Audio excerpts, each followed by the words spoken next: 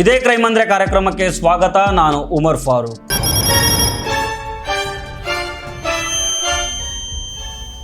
Kalaburagi central ಜೈಲಿನಿಂದ ಒಂದು shocking ಸುದ್ದಿ ಹೊರಗೆ ಬಂತು. ಜೈಲಿನ ಹೈ ಸೆಕ್ಯೂರಿಟಿಯನ್ನೇ ಪ್ರಶ್ನೆ ಮಾಡುವಂತೆ ಮೂವರು ಶಿಕ್ಷೆ ಅನುಭವಿಸ್ತಾ ಇದ್ದ ಖೈದಿಗಳು ಗೋಡೆ ಹಾರಿ ಪರಾರಿಯಾಗ್ತಾರೆ. ಈ ಘಟನೆ ಇಡೀ ರಾಜ್ಯಾದ್ಯಂತ ಭಾರೀ ಸಂಚಲನವನ್ನು ಸೃಷ್ಟಿ ಮಾಡಿತು.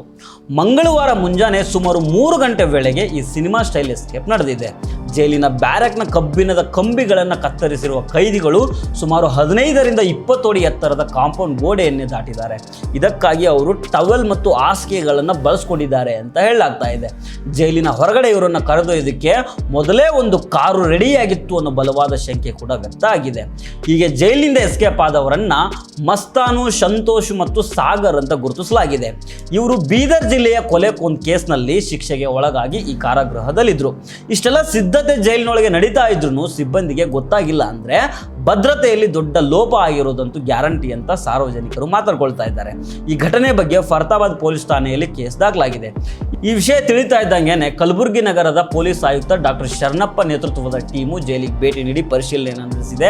ಇವರ ಪತ್ತೆಗಾಗಿ ತಕ್ಷಣ 4 ವಿಶೇಷ ಪೊಲೀಸ್ ತಂಡಗಳನ್ನು ರಚಿಸಿ ರಾಜ್ಯಾದ್ಯಂತ ಹೈ ಅಲರ್ಟ್ ಅನ್ನು ಘೋಷಣೆ ಮಾಡಲಾಯಿತು. ಹೀಗೆ ತನಿಖೆ ತೀವ್ರಗೊಂಡಿದ್ದಾಗ ಬುಧವಾರ ಬೆಳ್ಳಂಬೆಳಗ್ಗೆ ಕಲಬುರಗಿಯ ಕಪನೂರು ಕೈಗಾರಿಕಾ ಪ್ರದೇಶದಲ್ಲಿ ಆರೋಪಿ ಸಂತೋಷ್ ಅಡಗಿಕೊಂಡಿರುವ ಖಚಿತ ಮಾಹಿತಿ ಸಿಗುತ್ತೆ. ಪೊಲೀಸರು ಅವನನ್ನು ಅರೆಸ್ಟ್ ಮಾಡೋದಕ್ಕೆ ಹೋದಾಗ ಅವನು ಪೊಲೀಸರ ಮೇಲೇನೆ ಅಟ್ಯಾಕ್ ಮಾಡೋದಕ್ಕೆ ಟ್ರೈ ಮಾಡಿದ್ದಾನೆ. ಈ ವೇಳೆ ಪರಿಸ್ಥಿತಿಯನ್ನು ಹತೋಟಿಗೆ ತರೋದಕ್ಕೆ ಮತ್ತು ಆತ್ಮರಕ್ಷಣೆಗೋಸ್ಕರ ಪೊಲೀಸರು ಆರೋಪಿ ಸಂತೋಷ್ ಕಾಲಿಗೆ ಗುಂಡು ಹಾರಿಸಿ ಸಿನಿಮಾ ಸ್ಟೈಲ್ನಲ್ಲಿ ಹಿಡಿದಿದ್ದಾರೆ. ಈ ಕಾರ್ಯಾಚರಣೆಯಲ್ಲಿ 2 ಪೊಲೀಸ್ ಕಾನ್ಸ್ಟೇಬಲ್ಗಳಿಗೂ ಗಾಯಗಳಾಗಿದ್ದು ಅವರನ್ನ ಮತ್ತು ಗಾಯಾಳು ಖೈದಿ ಸಂತೋಷ್ನನ್ನ ಕಲಬುರಗಿಯ ಜಿಮ್ಸ್ ಆಸ್ಪತ್ರೆಗೆ ದಾಖಲಿಸಿ ಚಿಕಿತ್ಸೆಯನ್ನು ಕೊಡಿಸಲಾಗ್ತಾ ಇದೆ. ಪೊಲೀಸ್ ಕಮಿಷನರ್ ಆಸ್ಪತ್ರೆಗೆ ಭೇಟಿ ನೀಡಿ ಸಿಬ್ಬಂದಿಯ ಆರೋಗ್ಯವನ್ನು ವಿಚಾರಣೆ ಮಾಡಿದ್ದಾರೆ. ನಿನ್ನೆ ಏನು ಕೇಂದ್ರ ಕಾರಾಗೃಹದಿಂದ 3 ಜನ ಸಜಾ ಆರೋಪಿಗಳು ಪರಾರಿಯಾಗಿದ್ದರು. ಆ ಒಂದು ಹಿನ್ನೆಲೆಯಲ್ಲಿ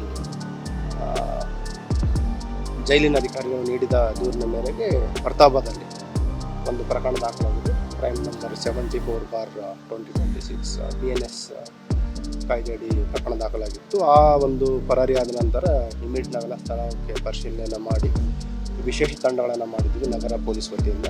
ಅದಲ್ಲದೆ ಏನು ಇವರು ಪರಾರಿಯಾದ 3 ಜನ ಆರೋಪಿಗಳಿದ್ದಾರೆ, ವಿವಿಧ ಪ್ರಕರಣಗಳಲ್ಲಿ ಭಾಗಿಯಾಗಿದ್ದರು. 2 ಜನ ರೇಪ್ ಮತ್ತು ಪೋಕ್ಸೋ ಪ್ರಕರಣ ಇತ್ತು ಮತ್ತು ಇನ್ನೊಬ್ಬನ ಮೇಲೆ ಕೊಲೆ ಪ್ರಕರಣದಲ್ಲಿ ಸಜೆ ಆಗಿತ್ತು. 3 ಜನ ಮೂಲತಃ ಬೀದರ್ ಜಿಲ್ಲೆಯವರಾಗಿದ್ದರು. ಹಾಗಾಗಿ ಕಲಬುರಗಿ ನಗರ ಪೊಲೀಸ್ ವತಿಯಿಂದ ಮತ್ತು ಈಶಾನ್ಯ ವಲಯದ DIG ಮತ್ತು SP ಕಲಬುರಗಿ, SP ಬೀದರ್ ಮತ್ತು SP ಯಾದಗಿರಿ ಎಲ್ಲರಿಗೂ ಕೂಡ ನಾವು ಇಂಟರ್ ಡಿಸ್ಟ್ರಿಕ್ಟ್ ಕೋಆರ್ಡಿನೇಷನ್ ಟೀಮ್ಸ್ಗಳನ್ನು ಮಾಡಿ ಕಾರ್ಯಾಚರಣೆಯನ್ನು ಸ್ಟಾರ್ಟ್ ಮಾಡಿದ್ವಿ. ಪರಾರಿ ಆದಾಗಿನಿಂದನೂ ಕೂಡ ಏನು ಆರೋಪಿಗಳಿದ್ದಾರೆ ನಾವೆಲ್ಲ ಕಡೆ ತೀವ್ರ ಶೋಧನೆ ಮಾಡ್ತಾ ಇರೋ ಹಿನ್ನೆಲೆಯಲ್ಲಿ ಮೇನ್ ರೋಡಿಗೆ ಎಲ್ಲೂ ಬಂದಿರಲಿಲ್ಲ. ಎಲ್ಲ ಕಡೆನೂ ಕೂಡ ಅವರು ಏನು ಈ ಫೀಲ್ಡ್ಗಳಿದೆ ಅಗ್ರಿಕಲ್ಚರ್ ಫೀಲ್ಡ್ಗಳ ಮುಖಾಂತರ ಒಂದು ತಲೆಮರೆಸ್ಕೊಂಡು ಮೂವ್ಮೆಂಟ್ ಆಗ್ತಾಯಿದ್ರು. ನಮ್ಮ ಮಾಹಿತಿ ಪ್ರಕಾರ ಏನಾಗಿದೆ, ಇವರು ಏನು ಪರಾರಿ ಆದ ನಂತರ ಫಸ್ಟ್ 2 ಟೀಮ್ ಸ್ಪ್ಲಿಟ್ ಆಗ್ತಾರೆ. ಆಮೇಲೆ ಎರಡು ಜನ ಏನು ಮೂವ್ಮೆಂಟ್ ಆಗ್ತಾರೆ ಅವರು ಕೂಡ ಮತ್ತೆ ಸ್ಪ್ಲಿಟ್ ಆಗಿ ಒಬ್ಬಂಟಿಯಾಗಿ ಓಡಾಡ್ತಾ ಇದ್ರು. ಬೆಳಗ್ಗಿನ ಜಾವ ಇವತ್ತು ಫರ್ತಾಬಾದ್ ಇನ್ಸ್ಪೆಕ್ಟರ್ ಮತ್ತು ಅವರ ಟೀಮ್ ಅವರಿಗೆ ಒಂದು ಮಾಹಿತಿ ಬರುತ್ತೆ. ಏನು ಇದು ಹುಮ್ನಾಬಾದ್ ರಿಂಗ್ ರೋಡ್ ಅಂತ ಹುಮ್ನಾಬಾದ್ ಕಡೆ ಹೋಗುವ ಒಂದು ಇಂಡಸ್ಟ್ರಿಯಲ್ ಏರಿಯಾ ಇದೆ, ಅಲ್ಲಿ ಇವರ ಒಬ್ಬನ ಸಸ್ಪೆಕ್ಟ್ನ ಒಂದು ಮೂವ್ಮೆಂಟ್ ಇದೆ ಅಂತ ಗೊತ್ತಾಗುತ್ತೆ. ಅಲ್ಲಿ ಹೋದಾಗ ಅವನಿಗೆ ಹಿಡ್ಲಿಕ್ಕೆ ಹೋದಾಗ ಅವನು ತಕ್ಷಣ ನಮ್ಮ ಸಿಬ್ಬಂದಿಯವರಿಗೆ ಹಲ್ಲೆ ಮಾಡಲಿಕ್ಕೆ ಮುಂದಾಗ್ತಾನೆ. ಆ ಸಂದರ್ಭದಲ್ಲಿ ಅವನಿಗೆ ಸರೆಂಡರ್ ಆಗಿ ಅಂತ ಹೇಳಿದ್ರು ಕೂಡ ಅವನು ಸರೆಂಡರ್ ಆಗಲ್ಲ ಮತ್ತು ಗಾಳಿಯಲ್ಲಿ ಒಂದು ರೌಂಡ್ ಫೈರ್ ಮಾಡಿ ಅವನ ಮೇಲೆ ಒಂದು ಆತ್ಮರಕ್ಷಣೆಗೋಸ್ಕರ ಸೆಲ್ಫ್ ಡಿಫೆನ್ಸ್ಲಿಂದ ಫೈರ್ ಮಾಡಿದ್ದಾರೆ.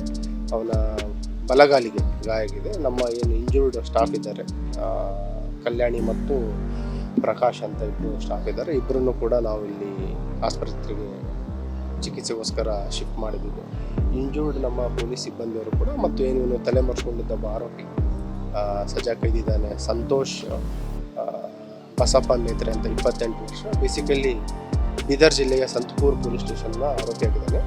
ಇವನಿಗೆ ಪೋಕ್ಸೋ ಮತ್ತು ರೇಪ್ ಕೇಸಲ್ಲಿ ಲೈಫ್ ಸೆಂಟೆನ್ಸ್ ಸಜೆ ಆಗಿದೆ.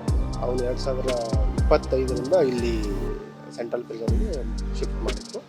ಈಗೇನು ಉಳಿದ 2 ತಲೆಮರೆಸ್ಕೊಂಡು ಸಜಾ ಕೈದಿಗಳಿದ್ದಾರೆ ಅವರಿಗೂ ಕೂಡ ಬಂಧನ ಮಾಡಲಿಕ್ಕೆ ನಮ್ಮ ವಿಶೇಷ ತಂಡಗಳು ಕಾರ್ಯಾಚರಣೆಯನ್ನು ಮುಂದುವರಿಸಿದ್ದಾರೆ. ಇವ್ರು ಎಸ್ಕೇಪ್ ಆದ್ಮೇಲೆ 3 ಜನ ಬೇರೆ ಬೇರೆ ಕಡೆ ಹೋದ್ರ? ಫಸ್ಟಿಗೆ 2 ಜನ ಸಪ್ರೇಟ್ ಆಗ್ತಾರೆ. ಇದರಲ್ಲಿ ಏನಿದೆ ನೀನು ಸಂತೋಷ್ ಮತ್ತು ಇನ್ನೊಬ್ಬ ಸಹಚರ ಅವರು ಒಂದು ಕಡೆ ಮೂವ್ ಆಗ್ತಾರೆ, ಇನ್ನೊಬ್ಬ ಸಪ್ರೇಟಾಗಿ ಮೂವ್ ಆಗ್ತಾನೆ. ನಂತರ ಇವರೆಲ್ಲ ಕಡೆ ಎಲ್ಲಿ ಮೇನ್ ರೋಡಿಗೆ ಬರ್ಬೇಕಂತ ನೋಡ್ತಾರೆ. ಎಲ್ಲ ಕಡೆ ಪೊಲೀಸ್ ಒಂದು ಅಲರ್ಟ್ನೆಸ್ ನೋಡಿ ಅವರು ಎಲ್ಲೂ ಮೇನ್ ರೋಡಿಗೆ ಬರಲ್ಲ. ನಂತರ ಇವರಿಬ್ಬರು ಕೂಡ ಮತ್ತೆ ವಿವಿಧ ಪ್ರಕರಣಗಳಲ್ಲಿ ಭಾಗಿಯಾಗಿರುವ ಆರೋಪಿಗಳಿದ್ದರಿಂದ ಅವರು ಕೂಡ ಸ್ಪ್ಲಿಟ್ ಆಗಿದ್ದಾರೆ. ಹಾಗಾಗಿ ಏನು ಉಳಿದ ಆರೋಪಿಗಳು ಇಬ್ಬರು ಇದ್ದಾರೆ, ಅವರು ಕೂಡ ಸಪ್ರೇಟಾಗಿ ಮೂವ್ ಆಗ್ತಾರೋ ಬಗ್ಗೆ ಮಾಹಿತಿ ಇದೆ. ಆದಷ್ಟು ಬೇಗ ಅವರ ಇನ್ನು ಈ ಜೈಲ್ ಎಸ್ಕೇಪ್ ಪ್ರಕರಣ ಈಗ ರಾಜಕೀಯವಾಗಿ ದೊಡ್ಡ ರಾದ್ಧಾಂತವನ್ನು ಸೃಷ್ಟಿ ಮಾಡಿದೆ. ರಾಜ್ಯ ಬಿಜೆಪಿ ಅಧ್ಯಕ್ಷ BY ವಿಜಯೇಂದ್ರ ಅವರು ಕಲಬುರಗಿ ಉಸ್ತುವಾರಿ ಸಚಿವ ಪ್ರಿಯಾಂಕ್ ಖರ್ಗೆ ಅವರು ಸದ್ಯ ಇರಾನ್ ಅಮೆರಿಕ ಯುದ್ಧದಲ್ಲಿ ಬ್ಯುಸಿಯಾಗಿದ್ದಾರೆ, ಅದನ್ನು ಮುಗಿಸ್ಕೊಂಡು ಇಲ್ಲಿ ಬರ್ತಾರೆ ಅಂತ ಗೃಹ ಇಲಾಖೆ ಹಾಗೂ ಸರ್ಕಾರದ ವಿರುದ್ಧ ಕಟುವಾಗಿ ವ್ಯಂಗ್ಯಾಡಿದ್ದಾರೆ. ಇಲ್ಲಿ ವಿಶೇಷ ಏನಂತಂದ್ರೆ ಇತ್ತೀಚೆಗೆ ಅಷ್ಟೇ ಅಂದರೆ ಜುಲೈ 3ನೇ ತಾರೀಕು ಅಫ್ಜಲ್ಪುರ ಪೊಲೀಸ್ ಸ್ಟೇಷನ್ ಇಂದ ಫೋಕ್ಸೋ ಕೇಸ್ನ ಆರೋಪಿಯೊಬ್ಬ ಕೈಕೋಳ ಬಿಚ್ಚಿಕೊಂಡು ಓಡೋಗಿದ್ದ. ಆ ಘಟನೆ ಮಾಸುವ ಮೊದಲೇ ಈಗ ಸೆಂಟ್ರಲ್ ಜೈಲಿನಿಂದಾನೇ 3 ಓಡೋಗಿರೋದು ಜಿಲ್ಲೆಯ ಭದ್ರತೆಯ ಬಗ್ಗೆ ಆತಂಕ ಮೂಡಿಸಿದೆ. ಸದ್ಯಕ್ಕೆ ಒಬ್ಬ ಸಿಕ್ಕಿ ಬಿದ್ದಿದ್ದಾನೆ. ಉಳಿದ 2 ಕೈದಿಗಳಾದ ಮಸ್ತಾನ್ ಮತ್ತು ಸಾಗರ್ ಹುಡುಕಾಟಕ್ಕಾಗಿ ಪೊಲೀಸರು ಜಾಲ ಬೀಸಿದ್ದಾರೆ. ಈ ಬಗ್ಗೆ ನಿಮ್ಮ ಅಭಿಪ್ರಾಯ ಏನು? ಕಮೆಂಟ್ ಮಾಡಿ ತಿಳಿಸಿ. ಮತ್ತಷ್ಟು ಅಪ್ಡೇಟ್ಸ್ಗಾಗಿ ನಮ್ಮ ಚಾನಲನ್ನು ಸಬ್ಸ್ಕ್ರೈಬ್ ಮಾಡಿ. ನಮಸ್ಕಾರ.